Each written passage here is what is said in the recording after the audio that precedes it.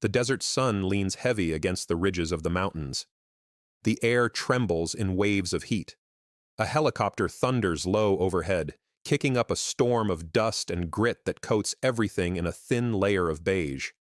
Inside the base, soldiers move through the motions, checking vehicles, logging inventory, running drills. In the middle of it all, a woman kneels on the cracked concrete floor of the motor pool, scrubbing oil stains from beneath a Humvee. Her name is Corporal Anna Hale, though most of the base knows her simply as the Janitor Corporal. 6 months ago, she'd been assigned to non-combat duties after a disciplinary mark on her record. Nobody asked for the details. Nobody cared. In a place like Rhino, rank and history fade fast. You are what you do, not what you were. And Corporal Anna Hale, she scrubbed floors. The motor pool smells of diesel and sweat. Sergeant Bill Combs, the kind who measures authority by volume, walks by and smirks. Don't miss that corner, Corporal. We wouldn't want the colonel slipping on a grease patch now, would we? No, Sergeant. He leans down, grinning. Heard you used to be something before this. Guess that didn't work out, huh? She doesn't answer, just keeps scrubbing. The sponge squeaks on the concrete. Her hands are cracked raw from detergent and the desert air, the chatter of soldiers, laughter, the clink of metal trays. Hale sits alone, a tray of cold mashed potatoes in front of her. She hears them whisper. The newer recruits, full of bravado. 6 months on base and all she does is mop floors. Think she pissed off a general or something? Maybe she froze under fire. They only bench people for that. Hale stands, dumps her tray, and walks out into the cool night air, the sound of laughter trailing behind her. No one knew who she really was, not the soldiers who mocked her, not the officers who ignored her, but somewhere, under the dirt and the silence, she remembered. INT. Base Operations Room. The next morning the base hums with routine. A convoy is scheduled to move through Route Copper, a stretch notorious for ambushes. Hale is in the corner, mopping the floor outside the comms room. Inside, a young lieutenant monitors the screens. Radio frequencies flicker with static. Then, the call comes through. Rhino Base, this is Convoy Delta. We're taking heavy fire. IEDs on Copper Road. Request immediate QRF. Repeat, we're pinned down, multiple wounded. The room erupts in movement. Officers shout orders, trying to patch through to the QRF team stationed miles out. Delta, this is Rhino. Stand by for support. Confirm coordinates. Negative. GPS down. We're blind. I repeat, GPS is down. Static. Panic. The lieutenant's hands shake slightly. His voice is tight. Try rerouting through Alpha Repeater. Someone get the damn uplink back. No response. Then, quietly, from behind the mop bucket, use frequency 113.7, the backup channel for convoy tracking. The room turns. The lieutenant stares at her. What? Your comms array is down because the main repeater's jammed, but the backup's still clean. 113.7 gets around the interference. You'll have eyes on them again. How the hell would you... Before he can finish, Hale steps forward, unclips the headset from the desk, and adjusts the settings. Static clears instantly. Delta to Rhino, do you copy? We're still pinned. East Ridge, enemy RPGs. The lieutenant blinks in disbelief.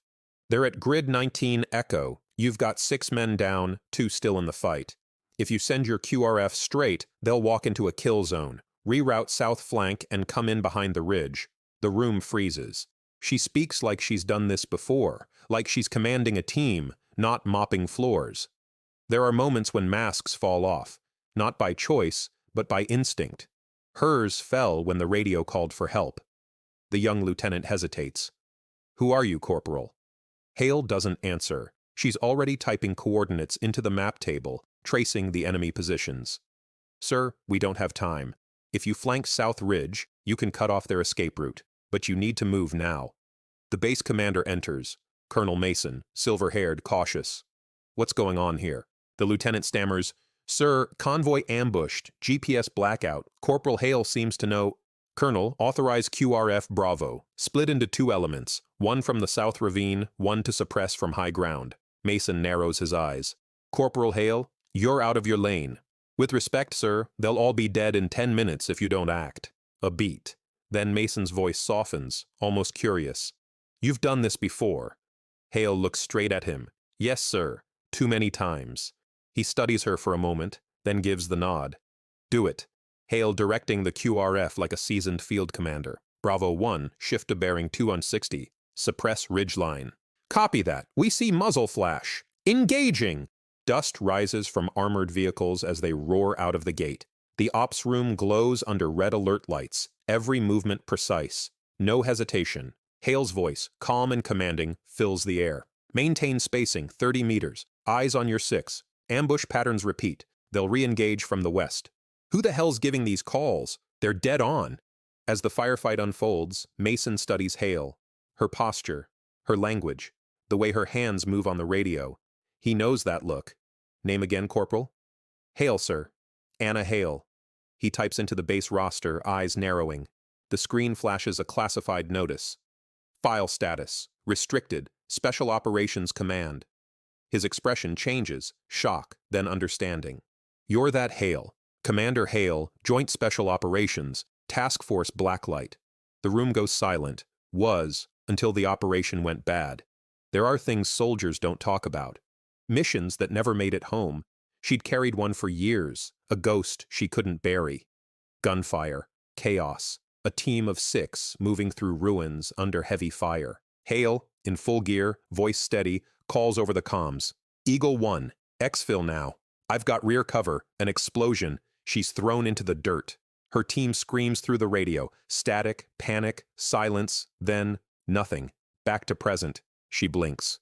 The ops room hums around her. Rhino base. This is Bravo. Hostiles neutralized. Convoy secured. Casualties stabilized. Over. Cheers erupt. But Hale doesn't smile. She just removes the headset, sets it down quietly. Colonel Mason looks at her with new respect. You just saved 12 men. She stands straight. Just doing my job, sir. He studies her. The fatigue. The quiet discipline. Why are you on janitorial duty, Hale? A long pause. She exhales. I lost a team once. My command fault. Paper said misjudgment under fire. They wanted a scapegoat. I took it. He nods slowly. And now? I'm just trying to finish my service in peace, sir. Some soldiers are haunted not by what they've done, but by who they couldn't save. Redemption, for them, isn't medals or rank. It's a chance to do the right thing again. Later that night, Hale returns to the motor pool. The floor is still stained with oil. She kneels again, picks up the brush, and starts scrubbing. But this time, silence follows her. Not mockery. The same recruits who'd laughed before now stand nearby, unsure what to say. Rogers clears his throat. Ma'am, we, heard what you did. She keeps scrubbing. Didn't know who you were. Guess none of us did. Hale stops. Looks up. Doesn't matter who I was. Just do your job. That's how you keep people alive. They nod, quietly. Int. Command Office. Day Colonel Mason writes a new transfer order. He looks at Hale's file one last time, then signs it. Reinstated to active advisory status, Task Force Training Wing. He walks to the motor pool, finds her still cleaning. You're wasted here, Hale. Time to get back in the fight. She straightens. No, sir. I think I'm where I belong. He raises an eyebrow. She smiles faintly. Teaching them how not to make my mistakes. At Forward Operating Base Rhino, they made her scrub floors for 6 months. But when the radio called, she answered. And the base learned that sometimes the quietest among them carried the loudest stories. The sky glows burnt orange. A flag waves in the dry wind. Hale stands on the roof, headset in hand, listening to the last convoy report of the day. All units accounted for. Mission complete. She closes her eyes. The desert is silent. A single tear cuts through the dust on her face. Then she whispers, softly, to no one. Not all heroes wear medals. Some just keep the floors clean until duty calls again.